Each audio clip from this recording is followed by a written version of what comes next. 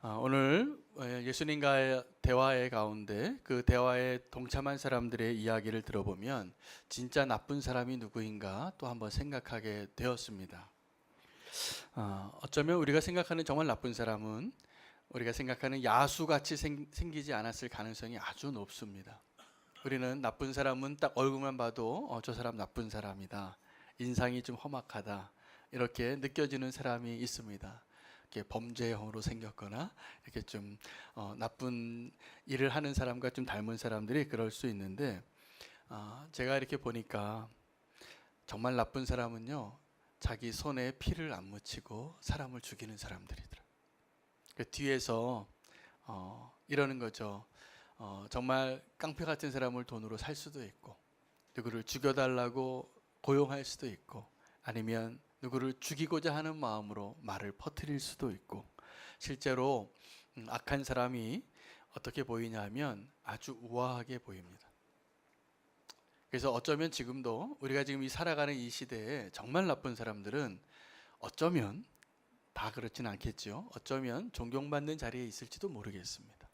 어쩌면 그들이 뒤에서 존경받는 어떤 정치인으로, 어떤 거물로, 아니면 영향력 있는 사람으로 있을 수도 있을 것 같습니다. 오늘 본문을 보니까 그래요. 예수님을 만나러 바리새인들이 자기가 가지 않습니다. 자기가 가지 않고 자기 제자들을 보내는데, 자기 제자들과 함께 헤롯 당원을 보냈습니다. 제자들과 함께 헤롯 당원을 보내면서 질문을 하는 거예요.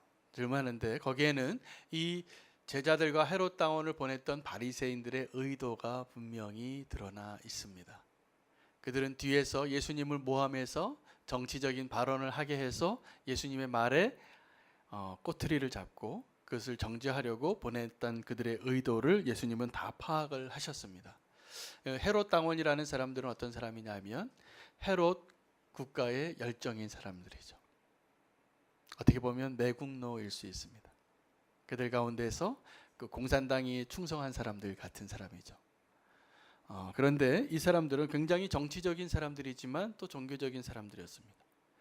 교회 역사를 보면 이 정치와 종교가 함께 할 때 항상 손해보는 쪽은 종교입니다. 종교는 정치와 힘을 같이 합하게 될 때 힘을 얻는 것 같지만 진짜 종교의 정체성을 빼앗길 때가 훨씬 많았다는 것을 역사가 알고 있습니다. 그래서 지금 우리나라 헌법에도 정치와 종교를 분리하고 있습니다.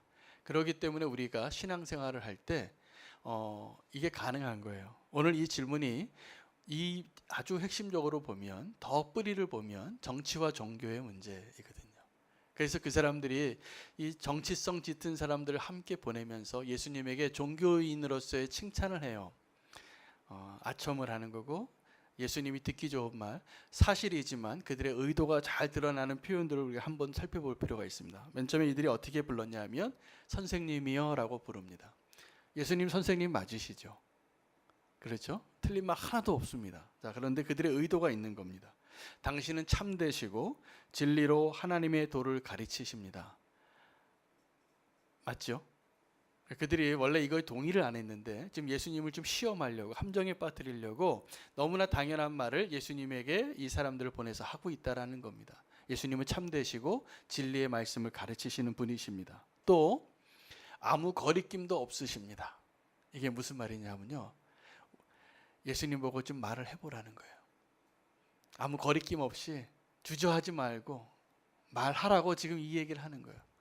예수님 무서운 게 없으시잖아요. 거리낌 없이 한번 말해보세요. 이렇게 의도를 가지고 말하는 겁니다. 또 하나 나옵니다. 예수님은 사람을 외모로 보시지 않으시잖아요. 그래서 지금 정말 마음의 중심에 겉으로 드러나는, 우리가 지금 헤롯 당원으로 왔어도 하실 이야기를 좀 해보세요. 마음껏 한번 해보세요 하고 마이크를 딱 들이대는 겁니다. 그러면서 질문이 이겁니다. 우리가 가이사에게 세금을 바치는 것이 옳습니까? 옳지 않습니까? 자, 이 사람들의 공통점은 이 바리새인이 보낸 정치적인 사람들이 아니라 종교적인 사람들이었어요. 회당 가면 만날 수 있는 사람들이었다는 것이죠. 성전에 가면 만날 수 있는 사람들이 지금 종교적인 이슈에 대해서 질문을 하고 있습니다. 가이사에게 세금을 바치는 것이 옳습니까? 옳지 않습니까? 그들이 이 예수님에게 듣고 싶었던 대답이 뭘까요? 뭘까요? 한번 생각해 보셨습니까? 안 된다. 이런 하나님께만 바쳐라. 가이사에게 바치지 않아도 된다. 우리는 다 하나님 백성 아니인가? 라고 말하기를 부추기는 거였습니다. 그래서 만약에 예수님이 그것도 정답이죠. 어떻게 보면. 우리가 하나님의 나라의 백성이니까 하나님께 충성하라. 가이사에게 충성하는 것보다 하나님께 충성하는 것이 맞다라고 말하게 되면 그 자리에 누가 있었다고요? 헤롯 당원이 있었다. 헤롯 당원을 그냥 보낸 게 아니에요. 예수님이 그 말을 하기를 기다렸다가 옳다구나 하고 마치 중국 공산당 당원이 예배 자리에 나와서 이 목사가 무슨 말 하는지를 다 레코드해요. 그 성경 말씀만 가리키는 거에 대해서는 뭐라고 얘기하는 가를 개의치 않는데 혹시 공산당을 비판하거나 그 공산당에서 하지 말라고 하는 말을 혹시 할까봐 뒤에서 다 메모하고 있는 사람이 뒤에 앉아 있어요. 중국 삼자교회에는. 지금 요즘 중국 교회가 중국 공산당한테 핍박을 받고 있습니다. 이 두 개, 가이사에게 바치는 것과 하나님에 바치는 것이 이제 불가능해진 나라로 되어가고 있는 거예요. 하나님은 유일하신 하나님, 이 일계명 가르치지 말라라고 지령을 내렸어요. 하나님은 유일하신 하나님이시고 하나님 외에는 다른 신에게 예배하지 말라, 이것을 가르치지 말라라고 공산당이 지령을 내렸다는 거예요. 만약에 그런 상황이었다면 목사가 중국에서 예배를 드리는데 일계명을 가르쳐야 됩니까? 안 가르쳐야 됩니까? 이 질문이에요. 이 질문이에요. 만약에 예수님이 그 자리에서 중국 공산당이 보고 있는 그 자리에서 중국 그 가정교회에서 만약에 지금 설교를 하고 계시는데 그 얘기를 하길 기다리는 거예요. 그리고 질문하는 거예요. 공산당에서는 지금 일계명을 가르치지 말라고 했는데 하나님 외에 다른 신이 있습니까? 없습니까? 라고 물어보는 거예요. 하나님 예수님은 참되시고 진리만 가르쳐 주시고 거리끼는 것이 없으시고 외모를 따지지 않으시는데 예수님 그런데 일계명을 하나님 외에 다른 신이 있습니까? 없습니까? 이 질문을 하는 거였어요. 예수님이 그 얘기에 넘어갈 수 있는데 이 칭찬을 먼저 하는 사람들의 의도를 알았어요. 이 칭찬만을 듣고 여러분 누군가 나에게 칭찬할 때 기분이 좋습니까? 안 좋습니까? 좋습니다. 저는요 제 성격이 누가 칭찬을 해줘야지 더 잘하는 성격이에요. 근데 누가 비판하면은 제가 기가 죽어요. 그래서 비판을 하면은 뭐 일을 더 못하더라고요 제가. 그래서 막 마음이 쓰이고 그날 밤 잠을 못 자고 막 그래요. A형이에요. 그런데 제가 그 저기 선한 목자 교회에서 부목사로 있는데 10년 가까이 설교 크리틱을 이제 받았어요. 제가 지금 설교를 잘 못하는데 그래도 10년 동안 훈련 받아서 이 정도 하는 거예요. 근데 그 설교를 준비하는데 저는 원래 설교를 할 때 이 원고를 다 쓰지 않고 노트 가지고 메모 요점 10가지 종이 한 장 들고 와서 1시간, 2시간 강의하던 사람이었어요. 선교단체에 있을 때. 그럼 내가 뭐 전할 게 분명히 내가 생각한 게 다 있기 때문에 그 메모만 주제만 가지고 얘기하는데 2시간 이야기하는데 어렵지가 않아요. 근데 이거를 설교 훈련을 시키는데 다 쓰래요. 그걸 다 쓰고 10분짜리 설교를 할 때에도 그냥 강단에 못 세우게 하는 거예요. 교회 룰이 있어요. 꼭 한번 크리틱을 받고 서야 돼요. 목사님들끼리 모여서 한번 그 전에 원고 가지고 풀 원고 가지고 같이 모여요. 그래서 기도하고 설교를 서로 크리틱을 해주는데 저는 이제 그 부목사 중에서 나이가 많은 편이었습니다. 그래서 원래는 부목사 나이가 안 되는데 더 너무 나이가 많은 편이었는데 저보다 한 10년 이상 젊은 부목사님들하고 같이 크리틱을 받는데 누가 손해입니까? 예, 젊은 목사님들이 저보다 목회 경험이 많아가지고 설교를 잘하세요. 그래서 크리틱을 하면 너무 잘하는 거예요, 크리틱을. 근데 크리틱을 할 때마다 좀 지혜롭게 해도 될 텐데, 좀 격려하면서 해도 될 텐데, 정말 크리틱을 해요. 그래서 제가 마음이 막 상하는 거예요, 이 크리틱을 받을 때마다. 그래서 나중에 제가 알았어요. 저렇게 크리틱하는 건 도움이 안 된다. 나 같은 사람한테는 조금 이렇게 좋은 말로 이렇게 표현하는 게 더 좋았을 뻔했다. 이런 생각을 이제 나와서 생각하게 되는 거예요. 크리틱이 어려워요. 그리고 여러분 저와 여러분 다 마찬가지지만 누가 비판하는 소리 듣고 기분 좋은 사람이 있습니까? 아무도 없습니다. 우리는 다 칭찬받기를 원해요. 그러시죠? 네, 칭찬받기를 원하고 누가 나를 인정해 주길 원해요. 그런데 제가 크리틱 받는 게 힘들지만 그래도 그 반대에 있는 이 칭찬이 얼마나 위험한가에 대해서는 말씀드리려고 하는 거예요. 칭찬은요, 굉장히 위험합니다. 굉장히 위험합니다. 특히 사람들의 칭찬이 그렇습니다. 나중에 우리가 하나님께 칭찬은 받을 필요가 있습니다. 하나님께 칭찬을. 근데 우리가 사람들의 칭찬을 받고 그것 때문에 사는 사람들이 있어요. 예수님 믿기 전에 제가 그랬습니다. 지금도 그런 경향이 좀 남아있긴 해요. 그런데 그럴 때마다 안 믿어요. 이제 사람들 칭찬하는 거. 그 사람들이 요 시간이 지나면 나에게 어떤 말을 할 수도 있다는 걸 제가 경험상 다 배웠어요. 나에게 칭찬하던 사람들이 나중에 얼마든지 화살을 날릴 수 있다는 걸 알아요. 그러니까 여러분, 사람들의 칭찬에 너무 목말라 하지 마십시오.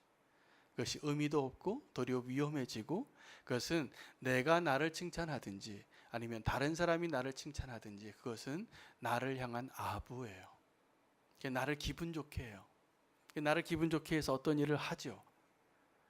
주님의 일을 할 때에도 나를 기분 좋게 해서 하는 것이 크리틱하는 것보다는 낫지만, 그것 때문에 하는 사람은 언젠가 그것 때문에 그만둬요.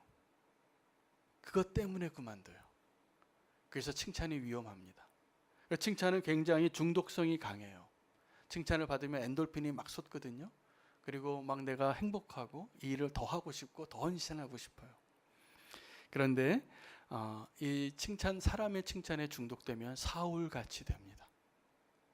사울같이 됩니다. 그러니까 우리가 하나님의 일을 할 때는 하나님의 칭찬만을 구하고 하나님의 칭찬으로 그 일을 끝까지 충성되게 할 수 있는 것이 훨씬 낫다라는 것을 말씀드리고 싶습니다.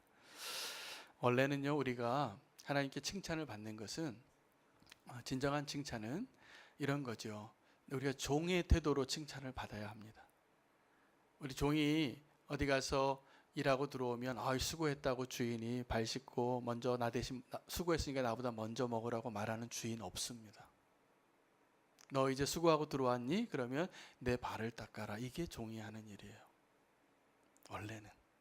원래는 그게 종이에요. 근데 우리가 종이라고 말하면서 하나님 앞에서는 사실은 그렇게 하고 싶지 않은 마음이 훨씬 많기 때문에 누가 나를 칭찬하면 거기에 쑥 끌려가게 됩니다. 지금 이 바리새인이 이 자기 제자들과 헤롯 당원을 보내서 예수님을 함정에 빠뜨리려고 칭찬이라는 함정을 팠어요. 예수님이 빠졌을까요? 안 빠졌을까요? 안 빠집니다. 예수님은 그 사람의 칭찬에 함정에 빠지지 않고 도리어 그들의 의도를 아셨어요. 그래서 그들에게 진짜 정답을 말씀하시면서 그들의 악한 의도 때문에 이 말씀을 해주시는 것입니다. 느헤미야가 성전을 재건하게 되는데, 예루살렘 성전을 재건합니다. 52일 만에. 그런데 그 52일 동안에 낮에는 성전을 재건하느라고 곡괭이와 삽을 들고, 밤에는 칼을 차고 교대로 불침번을 서면서 52일 동안 그 성벽을 쌓았는데, 그 느헤미야서를 읽어보면 이 느헤미야는 정말 위대한 지도자입니다. 그래서 이 기독교를 믿지 않는 사람들까지도 어떤 인물을 대상으로 리더십을 연구할 때 이 느헤미야의 리더십을 연구하더라고요. 책도 나오고 도리어 성경에서 그 리더십 같이 해야지 정말 훌륭한 리더다라고 하는 세미나를 제가 들은 적도 있습니다. 자, 그런데 이 느헤미야는 52일 동안에 끝낼 수밖에 없었던 이유가 이 성벽을 재건하는 이 공사 기간 때문에 힘든 것이 아니라 원수들의 공격이 안팎으로 있었기 때문에 힘들었습니다. 원래 그 땅 가운데 살고 있었던 사람들이 있었습니다. 예루살렘 성에 산발랏과 도비야 같은 사람들이었죠. 이 느헤미야가 사람들을 이끌고 와서 성벽을 재건한다고 하니까 처음에는 조롱합니다. 너희가 무슨 성벽을 재건하겠느냐, 이런 주제에 이렇게 무너졌는데. 그리고 조롱하고 비웃었어요. 그런데 이게 돼가는 거예요. 그러니까 어떻게 해서든지 이 느헤미야를 죽이려고 합니다. 그래서 오노평지로 나와서 얘기 좀 하자고 얘기해요. 10번을 얘기해요. 근데 안 나갑니다. 오라고 편지를 보내는데 답장이 안 오니까 어떻게 하냐면 이 산발랏이 편지 봉투를 일부러 뜯어서 보내요. 그리고 가져가는 사람이 한번 읽어보게끔 의도해요.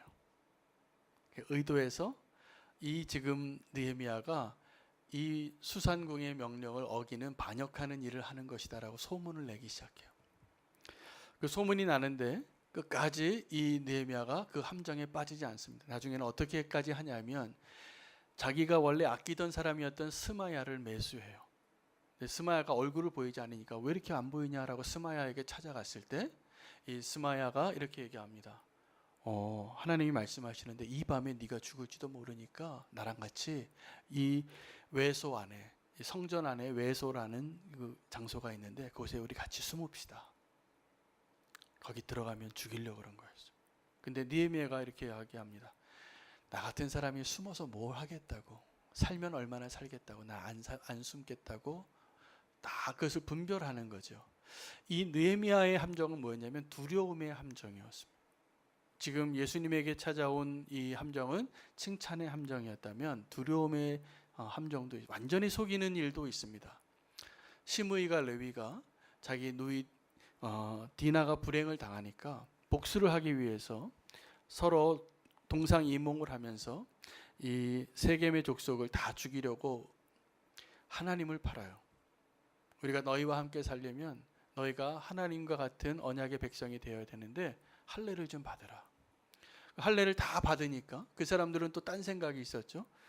우리가 이들과 함께 하려면 재산도 얻을 수 있고 여자도 얻을 수 있겠다. 그래서 우리 할례 한번 끝까지 받읍시다. 그리고 전 남자들이 정말 할례를 받을 때 보통 회복되어지는데 일주일이 걸리는데 3일째 되는 날 가장 고통스러울 때 두 사람이 한 민족을 다 죽이잖아요. 지금 그들이 이 시므이와 레위가 왜 냄새나는 잘못된 악을 행했냐면 거짓으로 약속한 것이기 때문에, 함정이었기 때문에 그렇습니다. 아합 왕도 그렇습니다. 아합 왕이 그 나봇의 포도원을 갖고 싶을 때도 그냥 이 아합은 사실 정말 좀 마음 심약한 왕에 불과했는데 그 옆에 있는 이세벨이 그 나봇의 포도원을 얻을 수 있는 방법을 왕에게 가르쳐주면서 이렇게 얘기해요. 남편의 옆구리를 탁 치면서 혀를 차면서 당신이 이 나라 왕이 맞습니까? 라고 말해요. 그러면서 내가 그 나봇의 포도원 찾아줄게요. 그렇게 하면서 그때 똑같이 예수님에게 하듯이 이 나봇에게 했던 함정이 뭐냐면 나봇을 높여주는 거예요. 높은 자리에 앉혀요. 높은 자리에 지위를 주고 뭐 그 왕이니까 그것을 얼마든지 줄 수 있겠죠. 그런데 그 높은 자리에 올라온 나봇이 갑자기 하루아침에 곤두박질 치게 됩니다. 그가 왕을 죽이려고 했다. 이게 함정이에요. 사단은요 지금도 우리가 깨어있지 않으면 천사의 탈을 쓰고 성도들을 할 수만 있다면 쓰러뜨리려고 하고 있습니다. 여러분 우리가 깨어있어야 됩니다. 요즘 정말 그런 시대를 사는 것 같아요. 이단의 세력도 그렇고 이 세상의 유혹도 그렇고 우리가 온전하게 믿음으로 살아가는 것이 얼마나 힘든 시대를 사는지 모르겠습니다. 칭찬 조심하십시오. 그래서 누가요 너무 지나치게 와서 칭찬하면 딱 이렇게 생각하면 돼요. 의도가 뭘까? 의도가 뭘까? 그렇게 생각하는 게 맞아요. 또 내가 너무나 두려움 가운데 있을 때도 왜 내가 이렇게 지금 두려운가? 한 번 더 생각해 보시면 될 것 같습니다. 이제 이들이 의도하는 대답을 듣기 위해서 어려운 질문을 하는 겁니다. 자, 하나님의 사람에게 하나님의 나라에서 가이사에게 세금을 주는 것이 옳습니까? 옳지 않습니까? 이 질문에 대해서는 당연히 하나님께 드려야지 맞겠죠. 그런데 우리는 이 충돌을 하게 되는 겁니다. 어떤 충돌입니까? 이 나라에 충성하는 것과 하나님께 충성하는 것이 충돌하고 있는 것입니다. 우리는 아이들에게 이렇게 물을 때가 많아요. 지아에게도 한번 물어볼까요? 아빠가 좋아, 엄마가 좋아? 응? 누가 좋아? 제가 이렇게 물어보면요, 지금 지하의 위치에 있을 때는 옆에 엄마가 있으면 저는 엄마가 좋아 그랬어요. 옆에 아빠가 있으면 아빠가 좋아. 그런데 문제는 둘 다 있을 때 물어보면 고민이 되네. 우리는 이 충돌할 때가 많습니다. 이번에 명절을 세고 오셨을 텐데 이런 고민이 되는 거죠. 아내가 더 좋아, 엄마가 더 좋아, 이런 질문을 하게 되는 거죠. 그러면 서로 둘 다 좋죠. 둘 다 사랑하죠. 근데 누구의 편을 들을게 참 어려운 질문인가 같은 것이죠. 여러분, 우리가 살아갈 때 내가 누구에게 충성해야 하는 것에 문제에 있어서 이렇게 부딪힐 때가 있습니다. 지금 우리가 살아가는 나라에서는 이 나라에서 정한 법이 있습니다. 지금 이 세금은 법에 대한 얘기죠. 나라의 국민의 도리를 하는 것이니까. 그런데 이 최소한의 도리를 하는 것과 그것보다 더 높은 수준의 법이 있습니다. 이 법보다 더 높은 수준의 것을 요구하는 게 뭐냐 하면 윤리입니다. 그러니까 우리는 법은 최소한의 밑에 것만을 지키면 되면 문제 없어요, 살아가는데.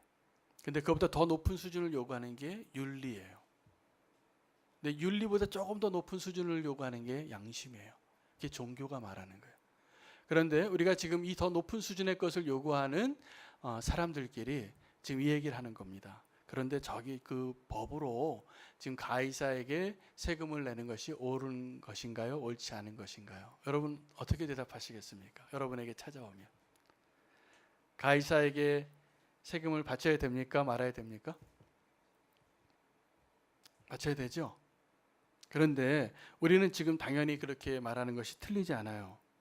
그런데 만약에 이 정부가 지금 하나님을 그래도 인정해 주는 정부인 거예요. 지금 이 정부가 하나님 인정해 주는 정부니까 우린 그 다른 성경의 대부분의 권세자들에게 순종하라, 굴복하라, 복종하라라고 말한 서신서의 가르침처럼 이것이 충돌되지 않을 수 있어요. 평안한 삶을 위해서 그래서 얼마든지 그렇게 해야 됩니다. 그러므로 사실은 교회나 그리스도인이나 목회자나 이제는 세금 내는 게 맞다라고 생각하잖아요. 이 부분에 대해서도 지금 요 결론까지 오기에 굉장히 많은 과정이 있었습니다. 그러나 우리는 이제 그 세금 내는 것 당연히 해야 된다라고 생각해요. 우리도 그렇게 생각하고 우리 교회도 세금 내고 있습니다. 자, 그런데 이단 중에서지만 이렇게 말하는 사람들이 있습니다. 이 충돌하는 이 질문에 대해서 양심적 병력 거부자들이 있거든요. 모 이단에서 그들의 교리에는 집총을 거부하게끔 가리키고 있어요. 그들의 그 성경에는 그렇게 써 있기 때문에 그렇습니다. 그래서 평화를 소중하게 생각하기 때문에 사람을 죽이는 일과 전쟁에 참여하는 것을 의지적으로 아예 거부하도록 맹세하고 그것을 믿어요. 그 사람들이. 그러니까 그 종교를 믿는 사람은 나라의 권위보다 뭐가 더 높다고 생각해요? 네, 그들이 믿는 신앙의 권위가 더 높기 때문에 사실은 나라의 법을 어기는 거예요.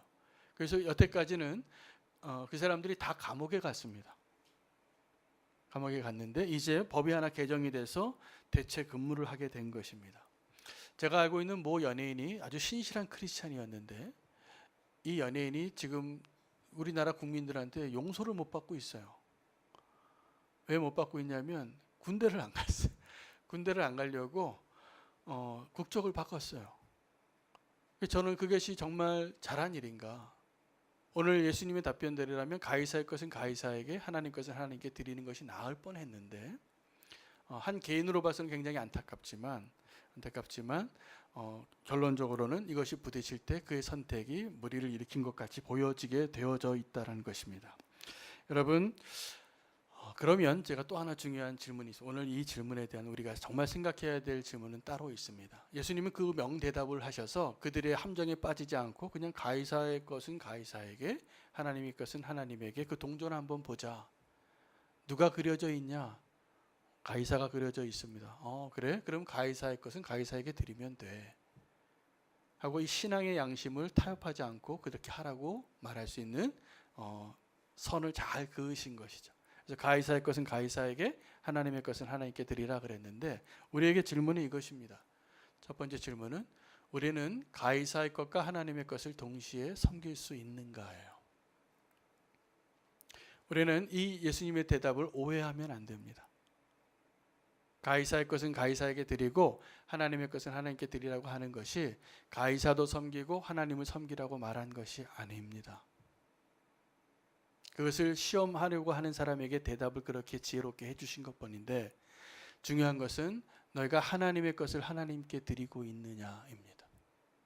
여러분 하나님의 것을 하나님께 드리고 계십니까? 이게 오늘 우리의 질문입니다. 가이사의 것은 가이사에게 드리는 거, 우리 세금 낼 거 내야 되는데 우리가 정말 하나님의 것을 하나님께 드리고 있는가를 꼭 오늘 이제부터 생각해 봐야 될 것 같습니다. 이 가이사의 것을 대표하는 예수님의 가르침 가운데 그것이 돈이 있었습니다. 그래서 예수님께서 뭐라고 말씀하셨냐면 너희가 돈과 하나님을 겸하여 섬길 수 없느니라 라고 말하고 있습니다. 원래 하나님의 말씀대로라면 돈과 하나님을 함께 섬길 수 없습니다. 그런데 우리가 때로는 돈을 하나님같이 여기고 하나님을 돈같이 여길 때가 있는 것입니다. 그렇지 않습니까? 때로는 돈을 하나님같이 여길 정도로 돈을 너무 사랑하는 것이 하나님께 문제가 되는 것이고 하나님조차도 우리가 생각하는 돈처럼 생각할 때가 있는 거예요. 굉장히 위험한 생각입니다. 제가 오늘 이 말씀을 준비할 때 한 뉴스를 봤는데 한국에 살고 있는 한 일본인 가운데 호사카 교수님이라는 분이 계십니다.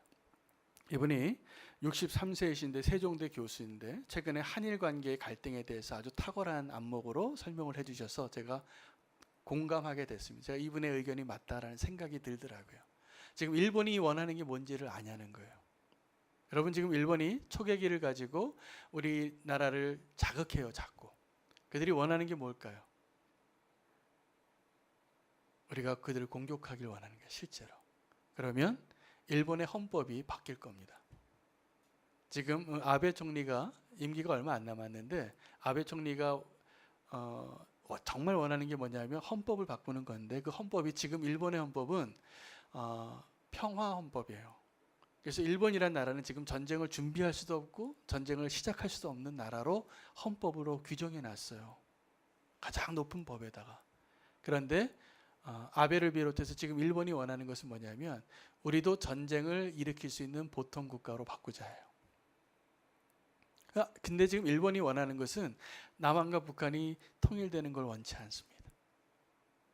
그래서 그것을 자기네 국익을 위해서 정말 우리를 자극해서 우리가 만약에 공격을 하게 되면 그 다음 수순은 법을 바꾸고 더 강력한 지금 경제력이 우리보다 훨씬 크기 때문에 군사력도 더 큽니다.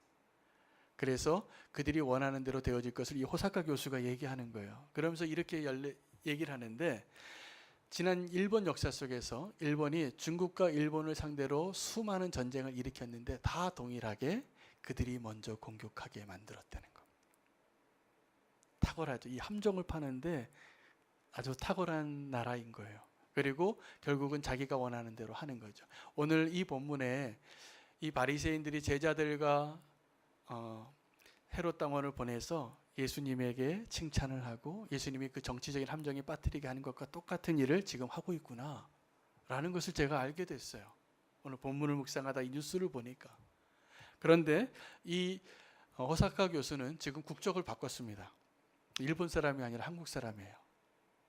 우리나라 국적으로 바꿨는데 그러면서 한마디 더 해요. 이런 얘기를 막 하면 일본 사람들에게 테러 위협을 당하지 않냐고. 근데 이분의 답변이 더 놀라웠습니다. 일본 사람이 나를 위협하는 것보다 한국에 있는 친일파 사람들이 더 위협한다는 거예요. 그래서 누가 어느 나라 사람인지 지금 모르고 있는 것 같아요. 정말 우리나라 사람이 맞는지, 우리나라 사람 건지 정말 일본 사람 같은 한국 사람도 많구나라는 것을 이분의 간증으로 알게 됐어요. 여러분, 동일하게 하나님의 백성이 가이사의 백성같이 살아가는 사람이 많습니다. 근데 도리어 이 가이사의 백성같이 살지만 진짜 하나님의 백성들도 많습니다. 우리가 어느 나라 백성이냐 라고 물을 때 정말 하나님의 백성답게 사는 자로 살 수 있기를 원합니다. 제가 이번 설날 명절 기간에 영화를 하나 봤습니다. 영화를 하나 봤는데 그 영화 제목이 가버나움이라는 영화예요. 가버나움이라는 영화를 봤는데 제가 이 예고편을 보고서는 봐야 되겠다고 한 이유가 있었습니다. 근데 이 영화는 선교적인 목적 때문에 보려고 했습니다. 이 영화는 아랍 여자 감독이 만든 최초의 영화예요. 그리고 이 작품성이 아주 뛰어나서 지금 영화계의 상을 다 휩쓸고 있어요. 실제로 아주 제가 보니까 감동적이고 주제가 분명하고 메시지가 아주 뚜렷한 영화입니다. 아주 볼만한 영화라고 저는 생각을 하고 있습니다. 보고 나와서도. 그리고 이 영화에 출연한 배우들이 실제 배우가 한 명도 없습니다. 다 실제로 그 레바논에 있는 난민들과 레바논 사람들이 이 영화에 출연했어요. 그리고 진짜 자기의 삶을 연기한 거예요. 실화를 바탕으로 쓴 영화이기 때문에 리얼리티가 아주 탁월한데, 이 주인공은 자인이라는 레바논의 아주 가난한 마을에 사는 아이인데, 부모가 너무나 가난해서 집세를 낼 돈이 없으니까 애들은 많이 낳았는데 자기 동생 11살짜리 동생을 아저씨한테 시집 보내요. 파는 거죠. 걔가 죽어요. 근데 죽기 전에 이 자인이 그것을 막으려고 하다가 못 막고 가출을 해서 방황을 하다가 신세를 지게 된 곳이 레바논에 있는 난민들이었어요.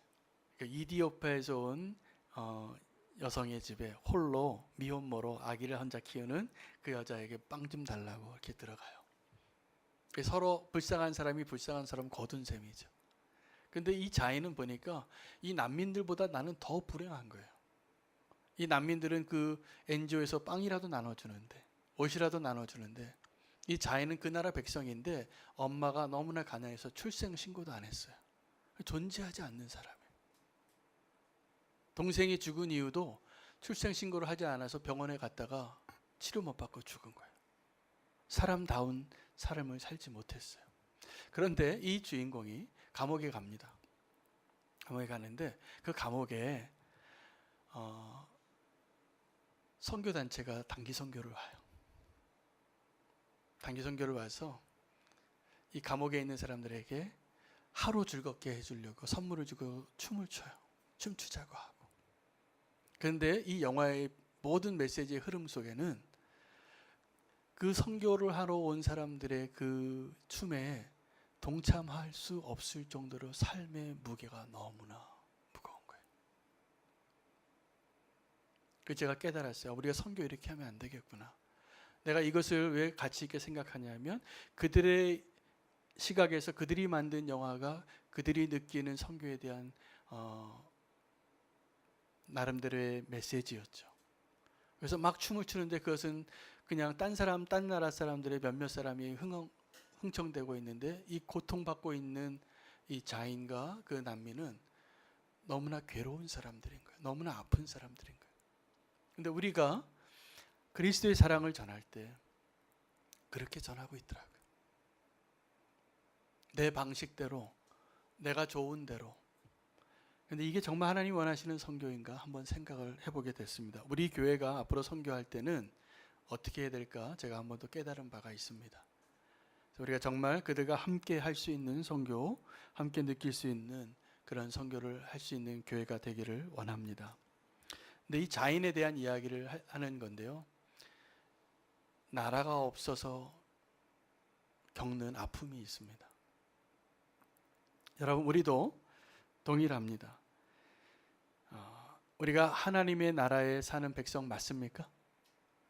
우리가 대한민국 국민으로서의 정체성보다 하나님 나라의 국민으로서의 정체성이 더 높은 수준이고 그것을 위해서 더 낮은 것을 내려놓을 수 있는 준비가 되어 있으십니까? 어떠십니까? 제가 만약 이런 말을 지금 하는데 지금 북한 공산당이거나 중국 공산당 같은 데서 지금 이 설교를 하면 저는 제 목숨이 위태로울 말을 하고 있는 거예요. 여러분, 그런데 제가 아까 말씀드린 것처럼 이 나라의 법과 윤리와 양심, 이게 점점 더 높은 것을 요구하는 것인데, 우리가 하나님의 백성이라면 하나님께서 요구하시는 더 높은 하나님의 부르심과 하나님의 명령에 대해서 우리가 순종할 준비가 되어 있는가, 이 질문을 하는 것입니다. 이것이 예수님께서 대답하셨을 때 가이사의 것은 가이사에게 주고 하나님의 것은 하나님에게 드리라라고 말씀하신 이 뒷부분의 예수님의 요구입니다. 여러분, 하나님의 것을 하나님에게 드릴 수 있습니까? 어떠십니까? 아멘이 안 되시나요? 저는 이것이 오늘 우리의 고민이라고 생각해요. 이것을 우리가 항상 주님을 부를 때, 지금 저희가 주님이라 그랬는데 주님이라고 부르거든요. 근데 우리가 주님이라고 부르는 것은 구세주라고 부르는 것과 더 다른 의미가 있습니다. 구세주는 나를 구원해 주신 분이라는 뜻이에요. 예수 그리스도를 우리가 구주라고 찬양합니다. 구주라고 기도합니다. 구주라고 고백하며 살아가고 있습니다. 그런데 예수 그리스도가 정말 우리의 구주라면, 우리의 주님이시라면 우리의 모든 것을 드려야지 맞습니다. 그런데 우리는 주님께 이렇게 찔끔 드리고 찔끔 흉내내고 예배를 드리는데 마음은 딴 데 있는 거예요. 근데 주님이 정말 원하시는 것은 나는 너의 마음을 원한다. 내 마음을 원한다는 것은 내 생명을 원하는 것이고 내 삶을 다 원하는 것입니다. 오늘 이 말씀 가운데 예수님이 정말 우리에게 요구하시는 것이 보이더라고요. 하나님의 것을 하나님에게 드리라입니다. 예수님이 정말 저와 여러분의 구주가 되시기를 축복합니다. 이게 어떤 의미인지를 조금 설명해 드리고 오늘 말씀 마치겠습니다. 예수님이 우리의 구주라는 의미는 나의 돈도, 나의 생명도, 나의 인생도, 나의 자녀도, 나의 재산도 내 것이 아니라는 의미입니다. 아멘이 잘 되지 않으실지 모르겠지만 아멘이 잘 될 걸 말씀드리겠습니다. 나의 아픔도, 나의 상처도, 나의 부채도, 나의 연약함도, 나의 죄악으로 인한 모든 무거운 짐들도 나의 것이 아닌 거예요. 다 주님의 것인 거예요. 그래서 우리가 주님이라고 부를 때는 정말 주님이 모든 걸 소유하시고 우리를 소유하시고 우리의 구주가 되시기 때문에 우리는 정말 진정 행복해질 수 있는 길을 걸어갈 수 있는 축복 앞에 있는 겁니다. 그런데 아직도 우리가 주님을 입술로만 주님이라고 부르고 주님을 주님으로 여기지 아니하고 하나님의 것을 하나님의 것으로 드리지 않기 때문에 고민해요. 염려해요. 갈등해요. 순종이 잘 안 돼요. 왜요? 주님이 아니시기 때문에 그래요.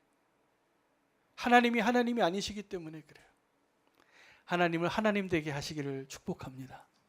우리가 주님을 주님이라고 부르면 우리는 주님의 소유가 되는 것입니다. 아멘입니까? 주님 우리를 소유하셨다는 것은 이런 겁니다. 지금 저와 여러분의 모습이 어떠하든지 상관없습니다.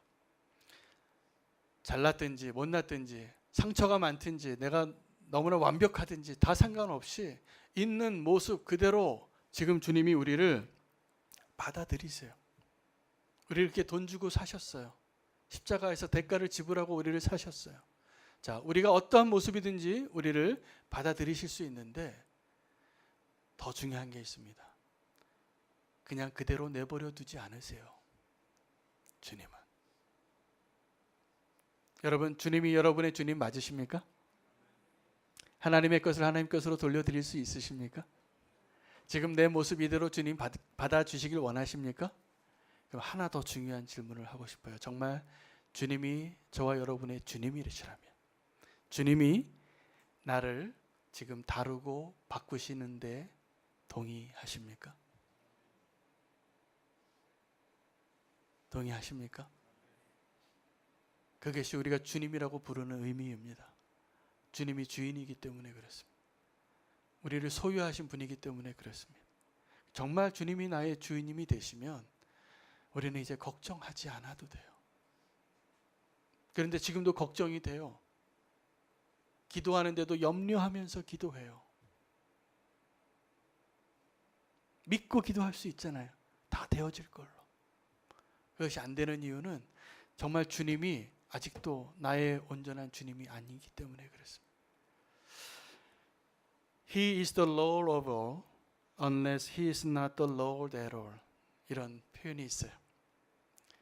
주님은 모든 것의 구주이십니다. 그렇지 않다면 주님은 절대로 주님이 아니세요. 주님은 나의 모든 것, 이 세상의 모든 것의 주님이신 것을 믿으시면 됩니다. 그런데 우리가 그것을 인정하지 않으면 우리가 입술로 말하는 주님은 가짜 립 서비스예요. 주님을 향한 우리의 충성과 주님을 향한 우리의 그 로드십을 주님이라고 부를 수 있는 그것이 더 분명하게 고백되어지는 믿음의 결단으로 오늘 주님 앞에 기도했으면 좋겠습니다. 주님은 우리의 주님이십니다. 하나님의 것을 하나님께 드리시기를 바랍니다. 하나님이 저와 여러분을 사셨습니다. 그리고 주인이십니다. 나의 것은 아무것도 없습니다. 기도하시겠습니다. 하나님, 오늘 우리에게 주님을 시험하려고 다가왔던 바리새인의 제자들과 헤롯 당원들을 보았습니다. 주님께서 그 대답을 해주시면서 우리에게 주시는 분명한 메시지를 붙잡게 하시니 감사합니다. 가이사의 것은 가이사에게 주고 하나님의 것은 하나님께 드릴 수 있는 저희들 되게 하여 주시옵소서. 우리가 주님이라고 고백할 때 하나님, 나의 소유는 아무것도 없고 나의 권리는 아무것도 없는 것임을 고백하겠습니다. 주님, 나의 주님이 되어 주시옵소서. 나의 모든 것을 주님께 드리기를 원하며 고백하며 나아가며 결단하며 나아가며 예수 그리스도 이름으로 기도합니다.